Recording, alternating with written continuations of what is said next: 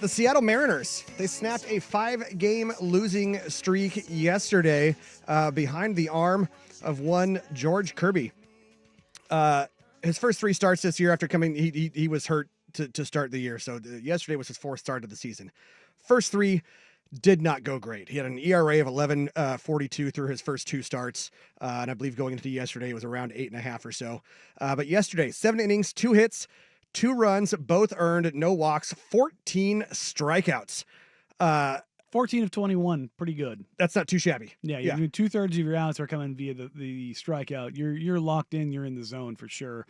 Unfortunately for the Mariners, they did have that 5-game losing streak that did drop them down under 54%. They're just under 52% winning percentage right now. I can't remember what podcast it was. So it was a baseball one I was listening to on MLB Network the other day, and they were basically giving the Mariners crap about. It might have been John Boy who was talking about it, and they went down the path of like, what's the Mariners' plan? And yeah, it was John Boy. I remember him saying, "Oh, we know their plan. They want to win 54% of their games. Yes, like that's the goal. Is like just be above this mark."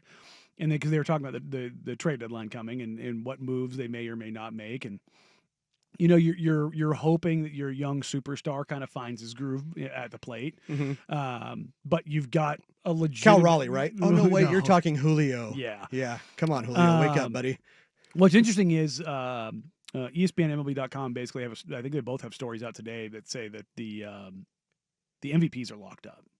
Yeah. In the NL and AL. Like, Judge and Shohei are so far ahead in what they've done, it would take them basically not playing the rest of the year to not win the MVPs. Now, with that said, Cal Raleigh is doing enough to right now garner real love and interest as being the second most valuable player in the AL. Yeah. Like, there's no doubt about it. Well, you have a catcher leading the league in home runs with a 3 home run cushion on Aaron Judge and Shohei Ohtani. He's while got hitting 26 to their 23. Plus average, while being the best defensive catcher in baseball. Yeah. Like, so that's tough to do. Yeah. So you can give him the real hat tip, but at the same time, Judge, I think he's on pace to hit like just under like 370 with 50 home runs and 120 RBI. It's like, yeah, that's going to be tough to beat. Yes, that's pretty good. The big dumper dropping deuces all over the place. Early on, though, the Mariners, they had a stellar. I remember doing an OA segment a few weeks ago and remarking on the Mariners' run differential and how they were, I believe at that point, it was the 3rd best in the American League. Right now, their run differential, 0. It's actually they are even Steven. It's actually really interesting when you look at run differential in baseball. It feels like the teams that are really bad, like the Rockies, the Colorado Rockies, and unfortunately for Joe Fisher, his Orioles, 84, 89, 115, and 198, all negative differentials. There's a lot more teams that are in like the meat of this, and yet the Mariners are the only team in the league right now currently at a 0. Where the Blue Jays are a -1 and the Rangers are a +2, the Braves are a +3, and you've got a lot of teams that are within 20. Basically, you've got the Padres, Red Sox, Phillies, Braves, Rangers, Mariners, all 0 to under 20, and on the negative side, you've got the Blue Jays, the Royals, the Diamondbacks, and the Guardians, all under -20. Like there's a pretty wide swath in that range. The only teams that are really, oh my God, running away with it are the Rays, Dodgers, Mets, Tigers, Yankees, and Cubs. The Cubs are +105. +105. Yeah, it's interesting. Yeah. The Cubs-Cardinals series rivalry might be heating up because you have the best offense in baseball and the best defense in baseball, kind of looking at how those things might shake out in the NL Central. But as it pertains to the Mariners, they're kind of doing what they want to do, which is be good.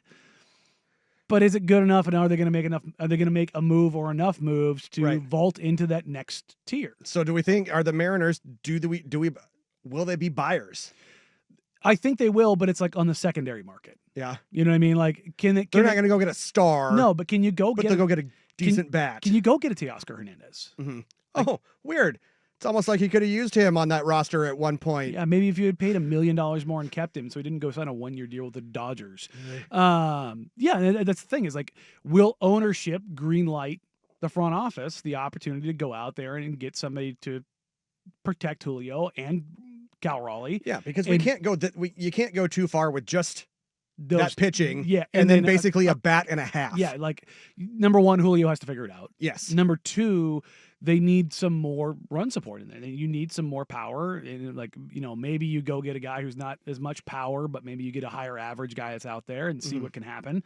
If I'm anybody in baseball right now, I'm calling the Orioles because this is a lost season for them. Yes.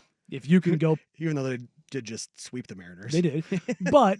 Can you go steal a bat off that roster? Can you go pilfer the Rockies for what they don't have? Like, I mean, like the teams that you can go steal something off of because they're screwed this year.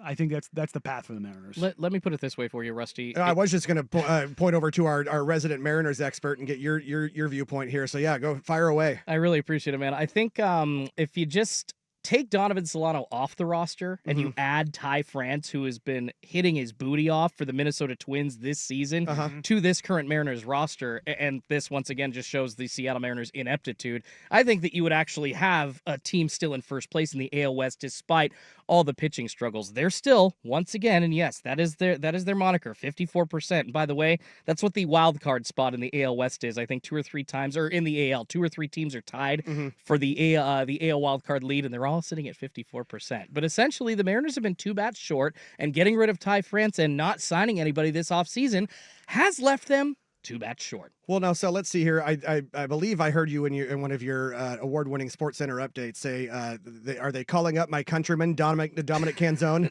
So there were reports there was a local card shop up in Seattle last night that had apparently had an autograph session with one Rainier Dominic Canzone scheduled. Gotcha. But then a post on social media said, congrats to Dominic Canzone for getting called up to the majors. We're going to reschedule this. So apparently, but there's been no announcement from the team officially yet. Gotcha. Because I remember last season, too, he served as a bit as a spark for them.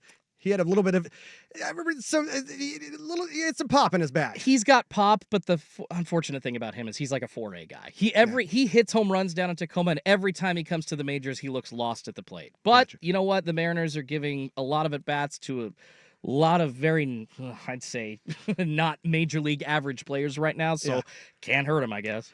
Well, so the Mariners, they currently they are 2.5 games behind the Houston Astros in the American League West. The emphasis on the ass. Yes. Emphasis on the ass. Screw you, George Springer. Yes, and you too, Brandman. But so 2.5 games back of the Astros. We'll see if they can figure something out, try to get themselves another bat. We got about a month or so until the All-Star break, if that sounds about right.